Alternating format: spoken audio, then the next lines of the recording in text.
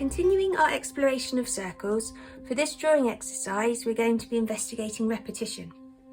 Again, using our left hand and our right hand. Let's begin by picking two colours. I'm going to go for yellow for a warm colour and blue for a cool colour. I'm going to match my tools to begin with. We are going to be working at quite a pace because I think it helps us to warm up and engage creativity and to let go. But as you get started, if you want to slow down, that's okay too. We're going to use our left hand and our right hand, and this time every time we draw with one hand, we'll then be drawing with the other. So to begin with, we'll draw a right-handed circle in the right corner, and then we'll mirror it by doing a left-handed circle in the left corner. I'm just going to work mirroring what we're doing on our piece of paper, working with our right, working with our left. Almost as if we're playing a creative game with ourselves, trying to reflect what one hand is doing in the other. It's as if there's a mirror running down the centre of our page, a line of symmetry. Now we're going to swap hands, and this time lead with our left and then copy with our right. Just noticing which hand feels more confident to lead, which hand feels stronger. And as you relax into it, notice how that might change as your confidence around what you're doing grows. Now, this is repetition, so let's shake it up a little. I think we should introduce a different type of mark making tool. So I'm going to go with pencil, and I'm going to choose purple pencil, and I'm going to mirror this with, I'm going to go bright orange so that it stands out. Again, we're filling in the spaces in between. So we're working in one hand, work with the other. Work with your right hand and you work with your left. Still trying to work at quite a pace, but also being considered about where the marks are going. Now you might find that you can't exactly place them opposite anymore because we're filling in gaps.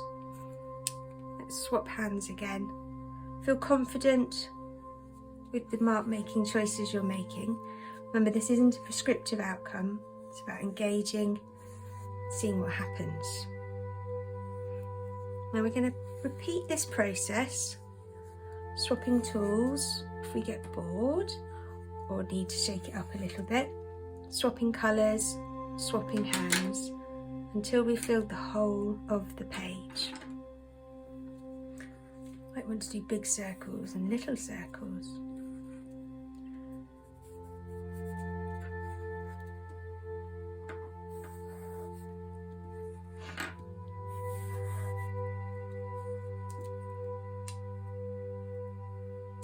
Now, a circle, technically, is a continuous line without any breaks.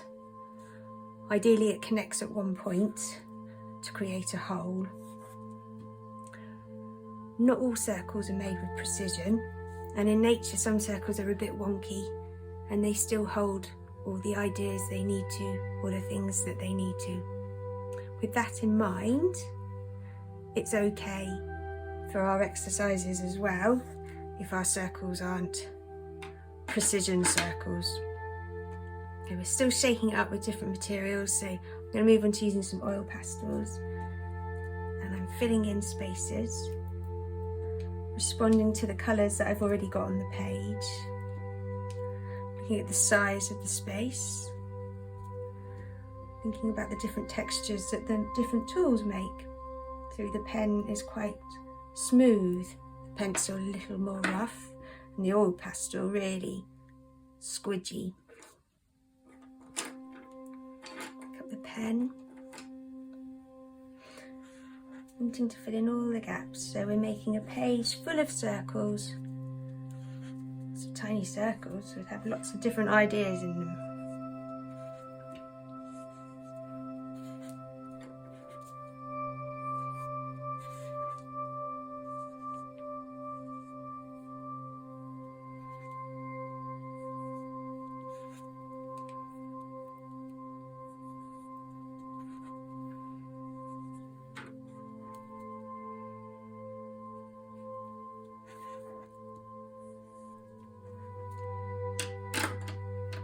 I'm going to start filling some of these circles in, just so I can bring some forward, push some shapes back, add a bit of depth to my picture.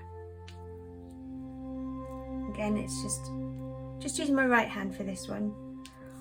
I'm intuitively responding to the image that I've drawn by responding with different colour choices, different material choices. Again, I'm working quite quickly so that I can build a creative dialogue that is an intuitive response. It illustrates a playful, investigative activity.